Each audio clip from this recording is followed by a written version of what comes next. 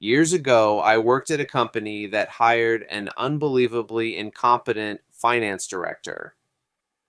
When the leadership first decided to clean things up, to be honest, this story is more about my boss than me. We had a travel team, a group of volunteers from sales and IT who traveled together with equipment and techs to set up demo booths, build connections, and network at trade shows. Some shows were in big cities, and you could hit up supplier events parties and hang out with salespeople who, for some reason, were mostly fun loving booze enthusiasts. We had a kind of seniority system for who got to go on these trips, but nobody really complained, and everyone got their turn. You went to DevCon last year, so it's my turn now. Okay, fair. The travel team coordinator was also a volunteer role, usually filled by someone higher up, like a manager. They handled logistics equipment, shipping rentals, expenses, trip plans, and booth space payments. They also got a ton of free swag from our partner sales teams, which they'd pass on to the team as a perk. But when the new finance director came in, she introduced a bunch of harsh new rules. Some of them were the team couldn't get expense reimbursements without company approval, which, by the way, nobody ever got after trips anymore. The team wasn't allowed a corporate credit card or even a company account. Instead, they were given gift cards with a fixed amount like $150 to cover all expenses. Unfortunately, the places we needed to use them, airlines, car rentals, hotels, gas stations, toll roads, didn't accept gift cards. The finance department denied they were gift cards and even banned us from calling them that in meetings. We were told to say pre approved credit balance or some nonsense. To the rest of the world, they were 100% plain old gift cards with all the same restrictions. Next, no matter how early you requested approval for something, the finance department almost always dragged their feet until the last minute, usually after a dozen reminders. This led to extra costs, expedited shipping, same day rental penalties, inflated airfare prices. If they forgot to do something, it was your fault or your manager's for not reminding them enough. Reminded them 4 times to buy plane tickets for the team, but they didn't. Should have reminded them 5 times. So it's your fault. All this was because the finance director claimed these measures would reduce fraud, even though we'd never had any fraud issues. She had a Dolores Umbridge from Harry Potter vibe, worried someone somewhere might get away with something extra. She was a smug jerk with a condescending head tilt when she explained things, so let's call her Dolores. For her, the travel team just slapped receipts together and got reimbursed. Dolores shut that down, claiming the team coordinator was blowing money on steaks and wine. He, of course, told her to screw off and quit. In his absence, Dolores framed all the vendor gifts as blatant theft and freeloading, which he supposedly put an end to. Behold the great con artist sitting on a throne of stress balls from Airbnb Express and free catalogs. The coordinator duties fell to my manager, who'd never done travel and didn't know how it worked, so he didn't push back against Dolores until he went on a trip himself. He was shocked there was no expense account or corporate card. When he asked, they gave him a gift card. He tried using it, and it worked almost nowhere except a few restaurants. Everything else, team expenses included, he paid with his personal American Express card and got denied reimbursement because he didn't get pre approval. He was out over $40,000 for a 2 week trip. Naturally, he complained to upper management. Dolores threatened to quit if they didn't let her do her job. The top execs who hadn't dealt with her before acted spineless, not wanting to seem like the bad guys. Well, she says you can use the gift cards, they said. When my manager explained that the cards were rejected everywhere, Dolores said he just didn't try hard enough. Scared of conflict, be a grown boy and stand up for your rights. Eventually, under pressure from the legal team, management reimbursed him. After that, Dolores arranged for certain things to be prepaid hotels, flights, truck rentals, shipping, but everything was done last minute. For example, they'd try to book hotel rooms or cars on the day a major event started. Naturally, everything was already booked, or they'd reserve the wrong hotel. Washington, D.C. is not Washington State.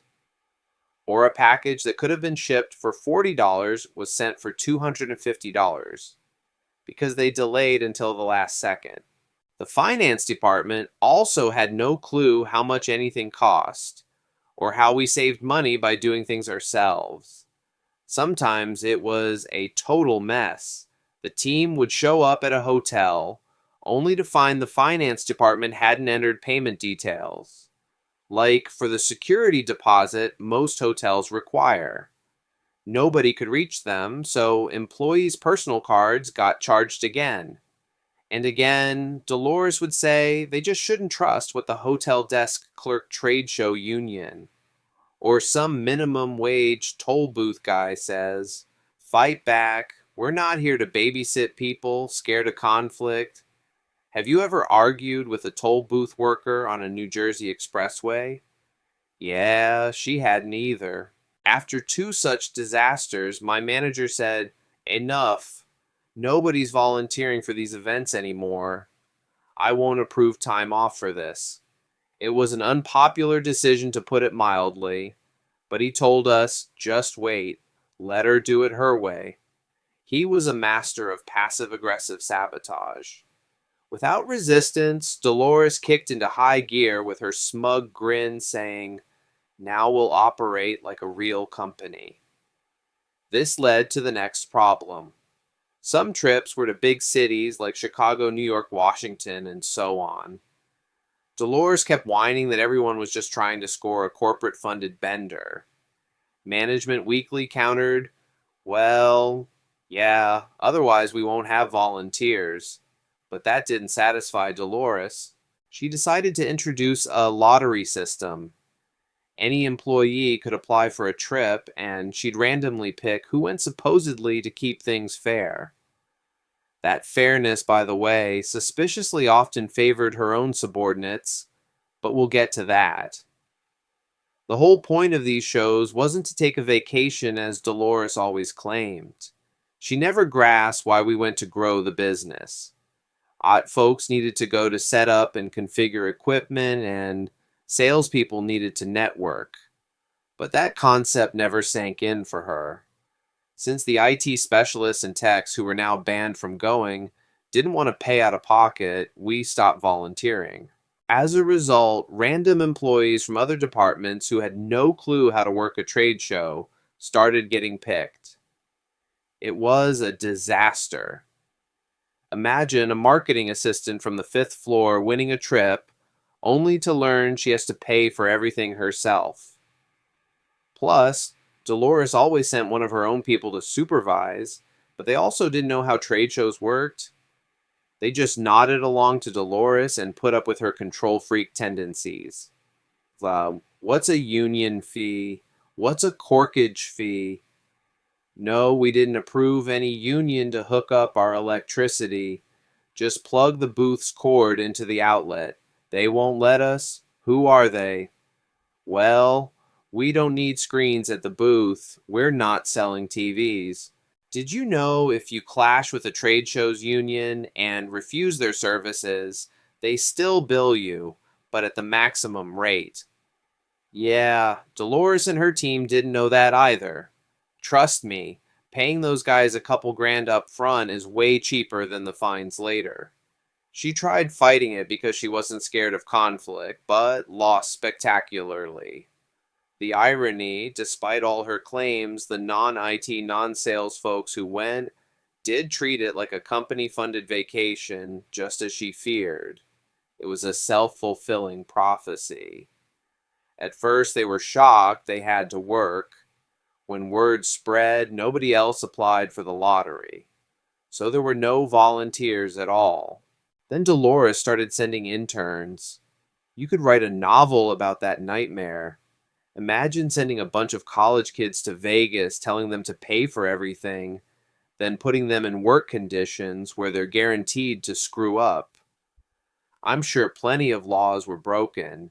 After that, Dolores sent chaperones again, her finance minions. The company racked up huge fines for all sorts of violations, including deposits for interns. The interns got in so much trouble that Dolores started hiring floor monitors at hotels. Grown adults had to work trade shows all day on their feet, then report back to their rooms. She even crammed 4 to 6 people into one room like it was a high school band trip. She bought breathalyzers to make sure nobody drank. That's how she treated adults. The sales team called it a PR disaster, and my boss said, "Wait, just wait. Let her drown herself." In the first year, travel expenses shot up by over 4,000%. You heard that right, 4,000%. Trips that used to cost $3,600 now cost $104,000 or more, mostly due to fines and rush fees. Annual expenses went from $110,000 to over $2.1 million. Because of the chaos, we lost a ton of reserved booth spaces and renewal rights, meaning we lost half our shows and looked like idiots to clients. The whole point of these shows was networking, so going became pointless. Sales pointed this out to Dolores repeatedly, but she just doubled down. A year later, she canceled the travel team entirely. Finally, leadership stepped in. They fought with Dolores for a year until she left for personal reasons or to focus on family. It took nearly 2 years to rebuild the team from scratch. People got corporate cards again, the travel coordinator became a full-time paid role, and when we hired someone new for it, they took over all financial logistics. Things got way better. In their first year, they saved the company a ton of money, and there was widespread celebration. Edited. Here are some clarifications based on popular questions. Why wasn't she fired when expenses jumped from $110,000 to $2.1 million? A few reasons, but mainly, she was the finance director. I think she smoothed over her mistakes in reports. Plus, we had great years in the early 2000s. If we made $2 million one year and $3 million the next, the losses might have gone unnoticed until someone realized we should have made $6 million. That's my theory based on what happened later. Dolores got chummy with 2 top execs, and rumor has it she had a heart-to-heart with them about the company's finances, which is how she got hired for a second year. Several directors quit, including friends of leadership, who later invited us for drinks and spilled the tea. The trade show issues were just one of her screw-ups. She also botched a key supply channel, tanked the market with dumping, made a few enemies, nearly destroyed the company, and handed competitors some of our best supplier contracts, violating antitrust agreements. There was more, but it involved specific people, so I can't share. What about the Christmas party? It wasn't that interesting because it didn't happen. Toward the end of the saga with her, we'll operate like a real company mantra. When the travel budget ballooned from $110,000 to $2.1 million, the party must have fallen to the bottom of her list. I'm not even sure she knew it was supposed to happen. Some think she funneled party funds to cover her trade show screw-ups, but I doubt the budgets came from the same source. Around November, people started asking, "Don't we have a holiday party every year?" But nobody knew who was in charge. Usually 3 employees handled it, but they'd left the company the previous year, mostly because of Dolores. They didn't plan it themselves, just hired contractors, and it happened at some fancy hotel. Our fiscal year runs January to December, so December is crunch time. For Dolores, it was her first full fiscal year. She started late the previous one, so finances were already a mess. How was she fired? She just made too many enemies. It took a while, but after a year and a half, she'd built up so much resentment she couldn't move forward. Passive resistance kicked into high gear, throwing her off balance. She tried some internal power grab, but nobody backed her. By the 2 year mark, she was unraveling. She started taking creative leave until one became permanent. Her assistant temporarily took her spot, but was later fired too. Then a consulting group came in, rebuilt the finance department, and suggested making the travel coordinator a full-time paid role. The woman hired for it was awesome. Oh, and Dolores tried to sell company merch. She was shocked. We gave away stickers, pens, t-shirts, and keychain flashlights at shows for free. Company property. She demanded we charge for them even symbolically. As far as I know, nobody followed that order. I remember her sending a memo ranting that too many keychains went missing and she saw them on employees' desks. They cost the company money. She wanted to charge employees $3 each. Rumor has it she planned to charge show attendees too. Now on to the next story. My boss secretly wanted to fire me and have me train my own replacement, but I was tipped off about his plans. Characters' names changed. Obviously, Bob, my boss at the time. Older guy, clueless about tech, but a company veteran, so he became my manager. Hans, the hero of this story. High school friend, works in a different department and in management. Helped me get hired here 4 years ago. Caroline, colleague. Not a star, but hardworking. Carl, regular employee with the company for about 6 years. Mostly handles legacy clients. Has a family, always busy. Me, that's me. Guy in his late 20s, bit of a nerd, loves computers. Our company was small, and our 3-person team was like client tech support, but with expanded duties. I usually help set up databases and sometimes advise clients on things like whether switching tariffs was worth it. Like any tech support, we got client tickets and worked through them one by one. I like tough challenges and tackled them diligently. Caroline, it turns out, preferred standard tasks. She liked doing what she already knew instead of facing new stuff daily. Nothing wrong with that. We clicked and we had unspoken rules about who took which tickets. Everyone won me, Caroline, the company, and the clients. Then we got a new boss, Bob. Right away, he noticed I handled fewer tickets than Caroline. I tried explaining not all tickets are equal in effort, but since he barely understood tech, he didn't get half of what I did. About a month later, we landed a huge new client, and I spent a week at their office setting up databases and everything they needed. Because of that, my monthly ticket average tanked even more. Obviously, why right, if Bob had a single functioning brain cell, he'd have figured it out. Then he dropped something I didn't expect. He said we needed help and got approval to hire a 4th team member. I was thrilled like everyone else. We had this big new client and the company was growing fast. It all sounded logical.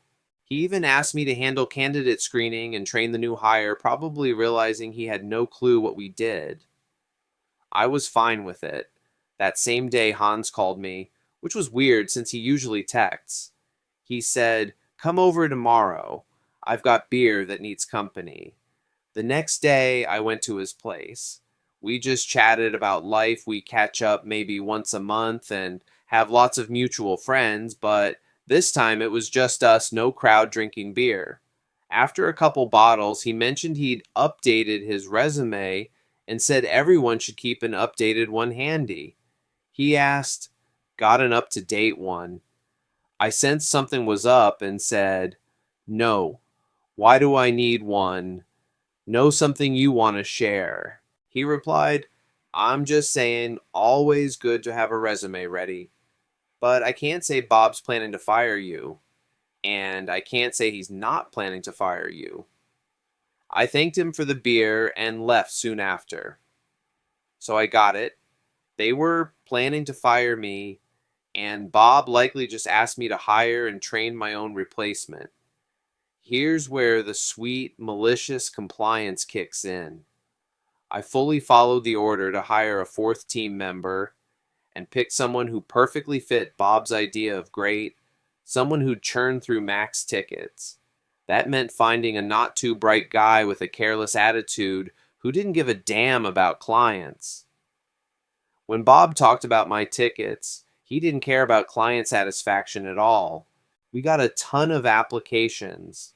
Some were good, but I weeded them out immediately. I picked resumes with tons of typos and minimal relevant experience. Those were the ones I invited for interviews. The interview stage was trickier since Bob and someone from HR were there, but I asked most of the questions and gave my opinions on candidates. Since I'd already filtered out the good ones, Bob picked the best of the worst, and not even the best in my opinion. One candidate was decent, but I threw him curveball questions. When he couldn't answer, I made him look like a total idiot. Sorry, John.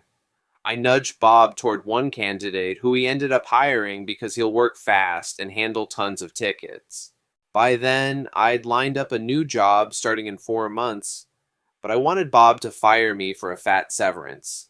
After 2 months training Mr. Newbie, I taught him only basic tickets. He handled them fast, but made tons of mistakes, while complex tasks piled up in the queue. Carl noticed since he'd be the only one picking them up after I left. I let him in on my plan. By some miracle, he'd just gotten an offer from another company. Carl couldn't stand Bob either, and decided to accept the offer, but wait a couple weeks to quit right after me for maximum impact. Then I told Bob I'd finished training the newbie. A week later, he regretfully told me he had to fire me because my metrics hadn't improved. He actually complained I handled too few tickets while training someone else.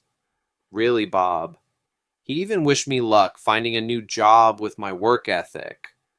That was the day I'd been waiting for. I thanked Bob and reminded him I was owed 4 months severance plus 2 months of unused vacation, which also had to be paid out. As I walked out, I told Carl.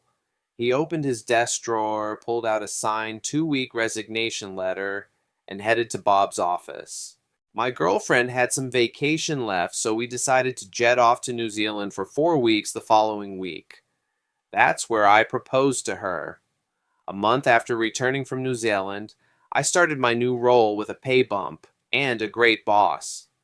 I thanked Hans again for the heads up, and he kept me posted on how my old department fell apart fast. Later, Bob got fired too. When that happened, they even offered me his job, but I declined, though it would have been the perfect moment. About 5 years later, last year, Hans and I started our own company. We do roughly the same thing, but in a different city, and so far it's going great. Well, that's it for the stories. Let me know what you think in the comments. Maybe you've got similar stories too. Thanks for watching this video to the end.